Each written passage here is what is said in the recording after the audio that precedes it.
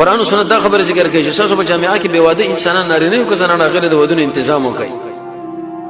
ان يكونوا فقراء کدا چې د غریبانو نشمن الله به مالدار کې من فضل بخل فضل دینه مو متاثر کیږي چې لکه دې شله د لور خور ورکم ولدا خو ډیر غریبي دا بس کیږي روایت کې دا راځي چې انسان بدن باندې واده کوي چې موږ له سبب مالدار هم کیده حدیث کې دا راغلی چې درې کسان رسول الله صلی الله علیه وسلم دغه کور خواله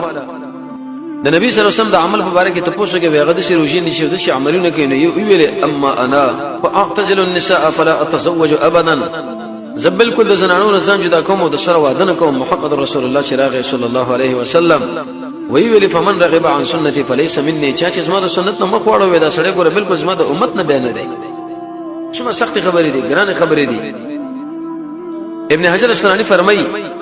چې زما طریقې پرې خو د بل طریقه باندې روان شو دغه انسان ځان لګړ وړي پیدا کړه د په بل خو باندې لاړو د دې وجه امام غزالی رحمه الله په احیاء العلوم کې دا خبره ذکر کړې ده وکله چې انسان د فرش حفاظت وکي معنا واده وکي ځان صحیح استعمال کړي د شي انسان له بدانه سره مزید شي او د دې انسان هغه کوئی شهواني دا به کنټرول شي د دې وجه نه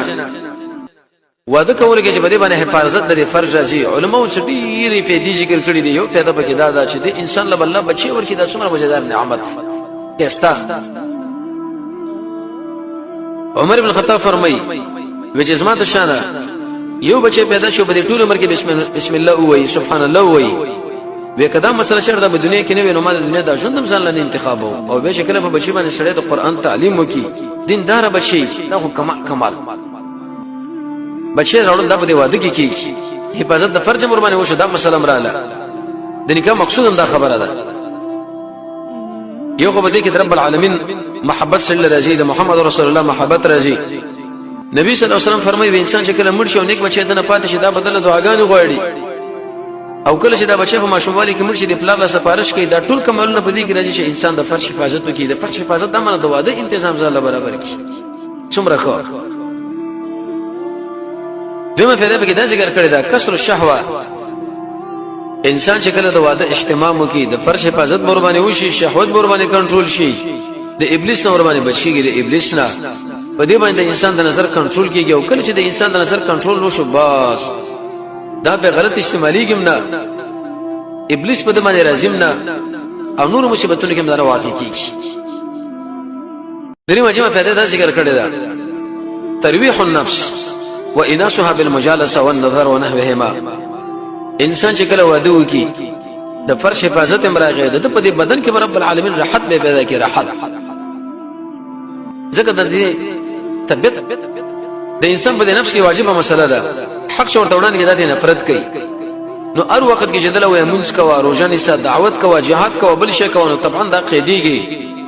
بعضی وختونه به د نفس باندې د شي راځي چې دا ور باندې خوشاله شي چې کله خوشاله شي به استقوي شي هغه به دی باندې کېږي چې انسان د خپل بیبي سره ملوي شي درې شي کې سکون د قطاده رضی الله عنه فرمایي یو د شپې په خوب کې بل انسان چې خپل کور له داخل شي بل د خپل زنانه سره ملوي شي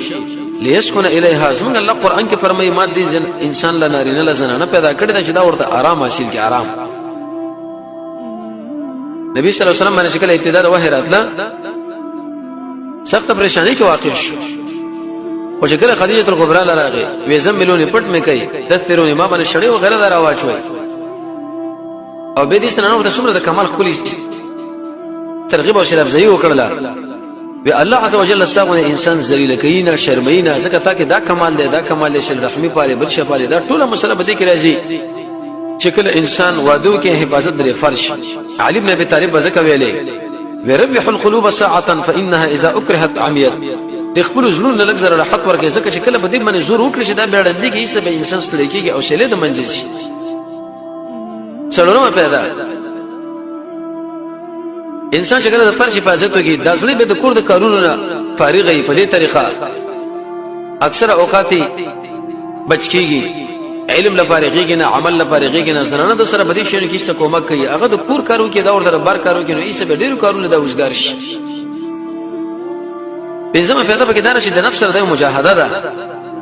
د زنانه رب العالمین تعالی درکې بچي به تعالی درکې ته به دغه حقوق ساتي صبر بکې دغه په اخلاقو